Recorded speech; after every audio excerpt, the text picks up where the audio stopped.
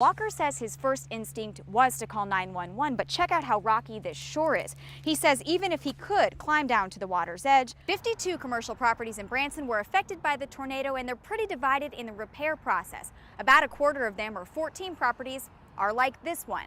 Their repairs are nearly complete and they're open for business. A little less than half the properties, 22, are like this one. She handed her infant to a pastor at this Camdenton church. She told the pastor that she believed the child was possessed. Alleged police officer approached the woman's car. He told her she was going 43 and a 40, and he asked to see her license and registration. Just to put this slide in perspective, this huge crack in the ground is about 8 feet across. Now, Monday morning, Hinkson says it started at just 4 inches. You have to be able to describe to dispatchers where you are, which can be tough, especially if you're a tourist. Like, I know we're somewhere off Highway 176, but I'm not exactly sure where. All I see around me is power lines, woods on either side of me, and of course the KSPR car, which is not very helpful. 57% of the teens surveyed say they have texted while driving. 76% say they believe regular texters and drivers will eventually be killed in a car crash. Not all teacher-student contact on Facebook is prohibited by this law, just direct contact. Oh, it's wonderfully quiet. In Elise Crane's neighborhood, save for the sounds of everyday life. The dogs bark as you walk by, and the birds chirp as you go along. Business owners. I hear the air conditioner jiggling the door. And passerbys on the town square. I hear the traffic from the road. Hear them too. I don't hear anything except for the wind. But the same day, at the same time, in the same neighborhood. Angela Buck hears nothing but an incessant pounding inside her skull. It pierces into your head, and you can't. It is a terrible, you cannot sleep at night. She says months of research shows it's a low-frequency hum coming from a new air conditioning unit on top of this county building. It's taken over her life. Even if only a few notice it, all are affected by it. We've done an in-depth study. I have to be honest, I didn't notice it. Once you pick it up, you'll never be able to escape from it. I believe you. Yeah. I just don't hear it. Buck says the best comparison is music, with too much bass being blasted from a car stereo. This is what it sounds like, but this is what it feels like. But this type of noise you cannot muffle.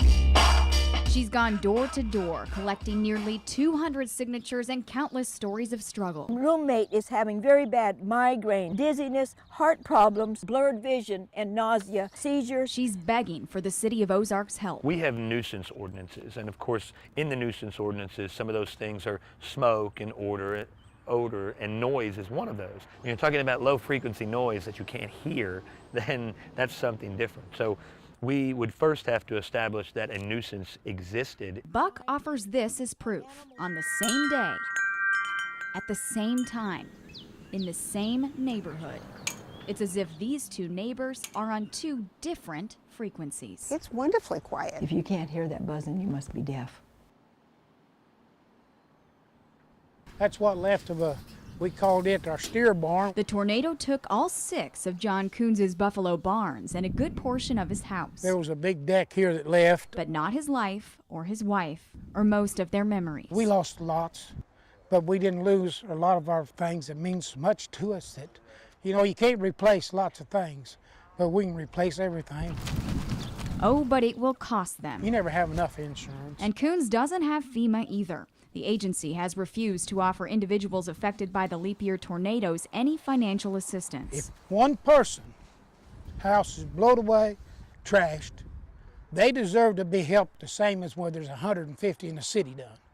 It's no different. This is no difference to them people in that trailer park than it was to Joplin people. No difference. If they lost everything over here, FEMA won't help us, but they go help them. That's not right. Coons says the biggest problem is this. The majority of stuff that is on his property or pushed up against his property isn't actually his property. It belongs to the trailer park, and he's the one who's going to have to pay for cleanup. Their trailers were within 20 feet of my property, the backs of them, and it blew at least 8 or 9 over on me. FEMA won't be helping any counties either. We're doing okay, but something like this can just set us back. Dallas County Presiding Commissioner Kevin Sharp says the cost to the county is in the tens of thousands, but doesn't meet FEMA's minimum. They said we had to exceed $52,000, and I can't come up with $52,000 worth of cost. We're going to get close. FEMA could at least pay for us putting in dumpsters and a dumping fee. But it didn't. Coons says help did come, though. We've had so much help out of the community. It's been unreal, unreal. Tinkerbell has quickly become a staff favorite at the Texas County Vet Clinic. It's easy to get attached to her. She likes everybody. That was her problem. She likes everybody. Whenever they have burns over this percentage of their body, then someone did this to them. Tinkerbell will survive being set on fire. She wants to live. Because of her will and this organization's willingness. It's a heart-wrenching situation. That doesn't stop with Tinkerbell. The animal shelter of Texas County, the only animal shelter in Texas County, is short on funds and space. Our bills are mounting. But it's picking up the tab for Tinkerbell. It was a no-brainer. And picking up so many others. She was chained up to a picnic table. This overcrowded, overburdened facility can't house any more pets.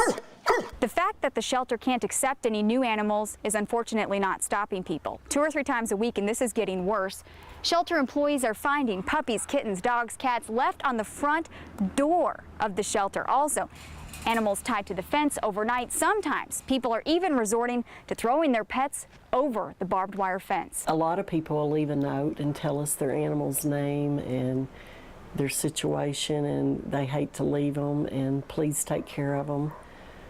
So you keep them. That's what we do. For 6 years, the first 2 out of backs of cars with money raised through bake sales. So the building is a big step, just not big enough. But the hearts here are. Oh, were you going to smile? That's why the cat who likes everybody. She was innocent. She didn't do anything wrong to anybody. Is finally getting love in return. It was a decision among board members that we would help her. Somehow we'd come up with the money.